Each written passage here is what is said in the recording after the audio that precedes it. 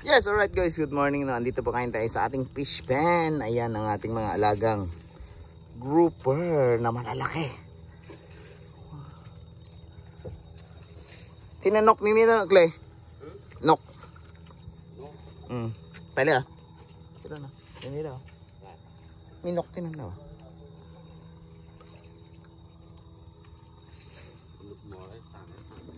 Yes, alright guys, napuno na naman po ang ating fish pen. Ayan yung ating kasama, ang ating mekaniko rito sa ating fish pen, si Ole. Siya po yung namamahala sa ating generator, sa ating mga iba-iba pang gawain dito. Na for example, mga motor na kailangan ayusin, siya po yung namamahala.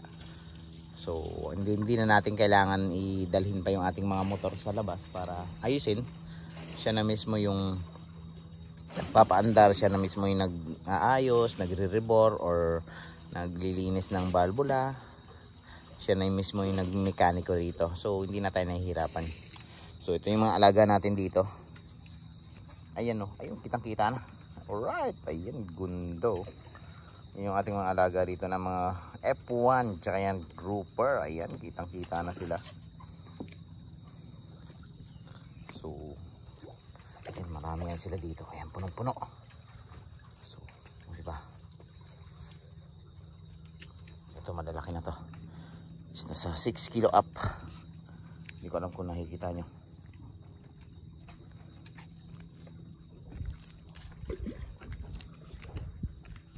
So, ito yung nasa 2.5 to 3 kilos. Ang ating... So, gutom naman sila. Maya kukuha tayong pagkain at ibibigyan natin dito. So ito naka-secure na to. This one is 6 kilo up. Ito yung ano natin, itong isda na to. Ang net natin is 4x8.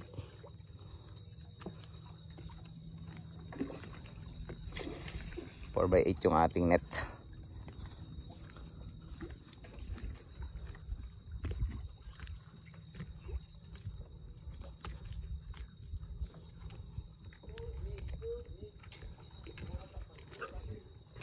So, ayan. Punta tayo na yun guys. Kukuha tayo ng motor. So, ito naman yung ating tiger grouper. Na, ayun. Kitang kita sa ilalim. Yung mga tiger grouper natin.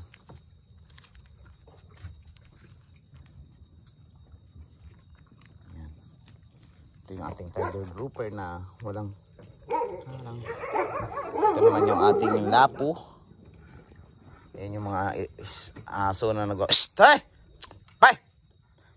aso na nag-aaway. So ito naman yung ating lofu. Ito naman yung lofu natin. Ito yung ating longfu naman, F1. Ang tawag natin is longfu. So ayan. Ito yung dating galing sa atin, ngayon lumalaki na sila dito. Lumaki na sila. Dati galing to sa panga. Galing sa lupa, doon sa semento natin. So ngayon dinala rito, yun lumaki na sila. O diba? Pero dati pinipili lang natin to. Ayan.